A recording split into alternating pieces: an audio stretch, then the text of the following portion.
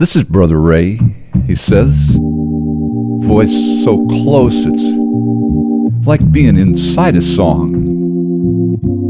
Even better than I hoped after waiting years to talk to Ray Charles on the telephone. See, I've played some of his records so often I can sing all the parts.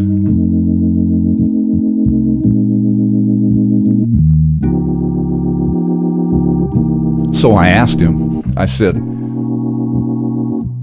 "Of all the things you've done, which makes you the most proud today?" And Ray said, "I'm going to go way back to my youth when I got my first big band, back to 1952 to I've Got a Woman, my first real hit." And he sings me a few bars. Whenever he mentions a song, he'll sing me a little of it.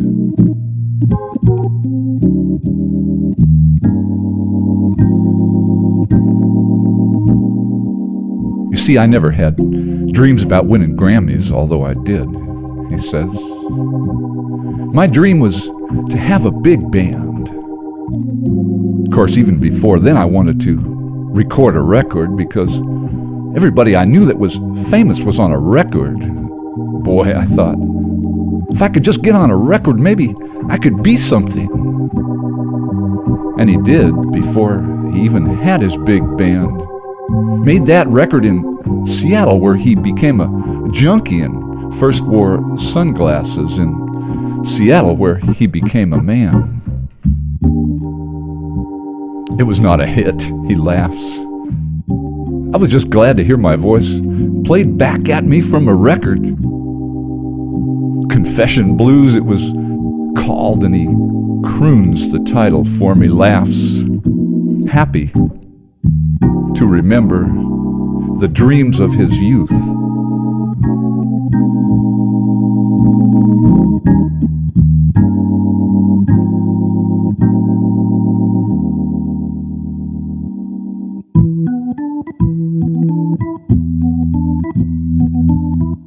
My dream from childhood on was to have a big band.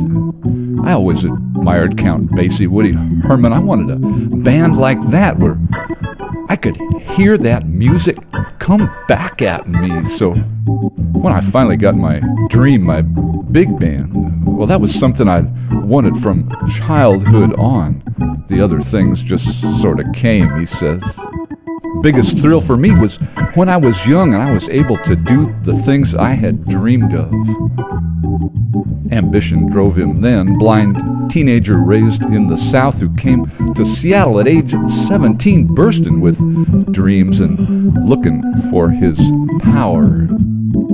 Exciting as hell, he says, and I picture him rubbing hands together, nodding his head and twisting his face into what might be a grin, because in Seattle, Ray became a man.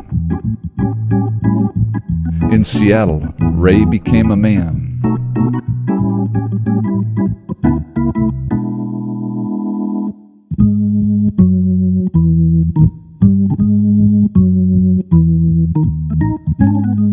His first job in Seattle was at the Black Elks Club, where he'd ducked behind a huge elk's head near the piano for a toke. Ray sang Georgia for cook Georgia Kemp, and everybody loved him. Life was good. His girlfriend came out from Tampa, and Ray became a man. In Seattle, he says, I started keeping house, had an apartment, piano, big radio, hi-fi, was cooking, he laughs. Ain't no doubt about it, I became a man. And he made that first record before age 21. 4 years later, got a big band after that. Things just came to him after he discovered what he had that people wanted. It all just came easy to him, and everybody loved Ray for it.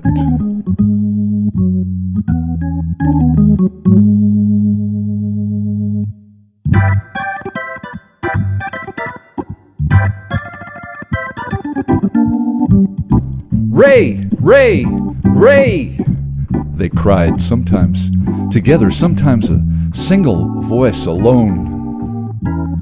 They'd waited an hour in drenching rain under umbrellas, tarps, rain suits, and plastic bags. Ray! Ray!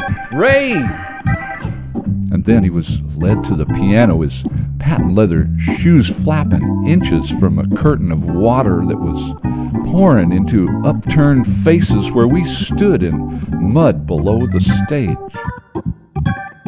Ray cried, moaned, his woody baritone soaring to a falsetto, writhed in unreadable dance, leaning sideways, bent double, feet splayed, shoulders lurching to joyful crescendos with Raylette's harmonies. Discovered how to do that in Seattle, discovered how to make us love him, goofing around with friends. He did a gospel parody one day and got a glimpse of the sound that would make him famous. So one night, Ray left Seattle on a train to LA, telling no one. 2 years later, he'd become the genius.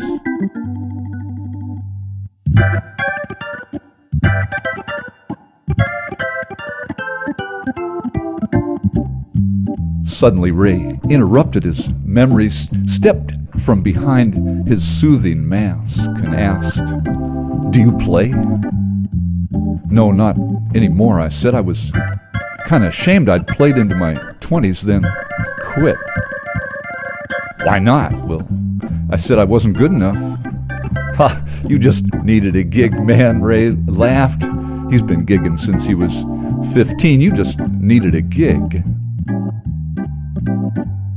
But I did have a few. Starting at age 17, just a little behind Ray, in a rock and roll band called the Rivieras, wearing blue blazers and doing choreographed steps to Louie Louie. I loved being up there, kids dancing and watching me.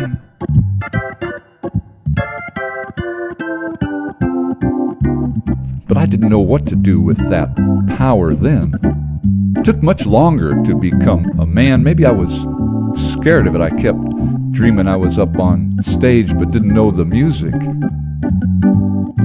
And I was dazzled by words then.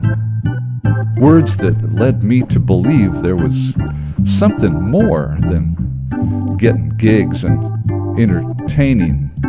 Something more noble than just singing for your supper.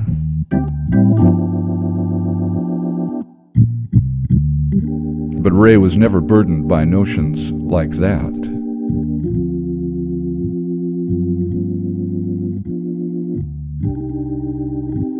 And today, whenever I'm on stage, I close my eyes and I'm 17 again, remembering dreams of the power music could give.